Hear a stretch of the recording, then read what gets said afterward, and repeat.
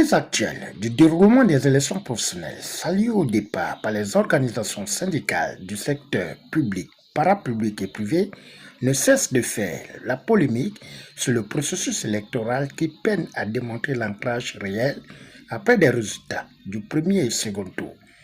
C'est dans ce cadre que Robert Béyan, doyen syndical du secteur éducatif gabonais, numéro 1 de la Fédération de l'éducation nationale FEN, a été face à la presse nationale et internationale le mercredi 20 mai 2026 à son siège situé à Ondoro pour déconstruire la légitimité et le dysfonctionnement relevé lors de cette arène de la démocratie sociale devant sa base.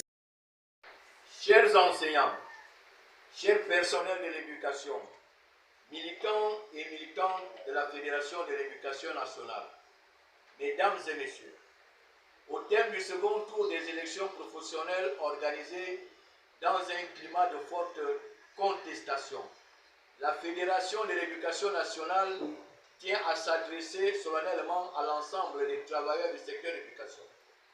Depuis le début de ce processus électoral, notre organisation syndicale n'a cessé d'alerter l'opinion nationale et internationale, les autorités compétentes et la Commission nationale des élections proportionnelles sur les nombreuses irrégularités ayant entaché ces élections.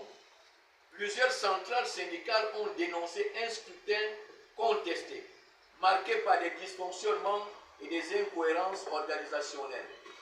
Malgré les recours en annulation introduits par nos juristes après le premier tour, malgré les nombreuses réserves formulées sur la transparence, la crédibilité, la sérénité du scrutin, le second tour a été maintenu dans les conditions qui continuent de susciter de profondes interrogations au sein du monde syndical gabonais.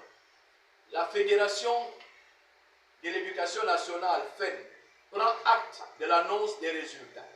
Cependant, nous refusons que ces résultats soient interprétés comme une validation automatique d'un processus que nous estimons profondément entaché d'irrégularités administratives, techniques et juridiques.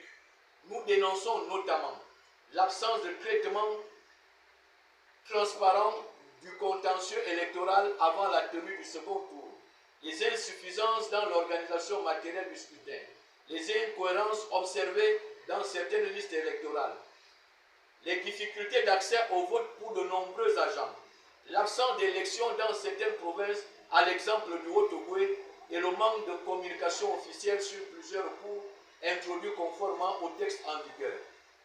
La Fédération de l'éducation nationale réaffirme son attachement aux principes démocratiques, au respect du droit syndical et à la crédibilité du dialogue social dans notre pays. Nous tenons à remercier chaleureusement tous les personnels de l'éducation qui, malgré les tensions, les incertitudes et les imperfections constatées, ont gardé leur calme et leur dignité tout au long de ce processus. Nous saluons également l'engagement de nos militants, de nos délégués d'établissement et de notre équipe juridique qui ont travaillé sans relâche pour défendre la vérité des yeux et préserver les intérêts des travailleurs de l'éducation. La Fédération de l'éducation nationale informe l'opinion que les voies légales demeurent ouvertes. Nos juristes poursuivent l'examen approfondi des procès-verbaux des irrégularités signalées et des éléments susceptibles de justifier la poursuite des procédures contentieuses engagées. Notre combat n'est pas un combat contre les individus. C'est un combat pour des élections professionnelles crédibles, une représentativité syndicale juste, le respect des travailleurs et la défense de l'école gabonaise. À ceux qui veulent fragiliser le mouvement syndical par l'improvisation et le désordre, nous répondrons par la responsabilité, la détermination et la fidélité à nos valeurs. La Fédération de l'éducation nationale restera debout, vigilant et mobilisé. Nous appelons enfin les personnels du secteur éducation à demeurer unis, sereins et mobilisés pour défendre de leurs droits et de la dignité de leurs propositions. Vive la solidarité syndicale, vive l'école gabonaise, vive la Fédération de l'éducation nationale. Je vous remercie.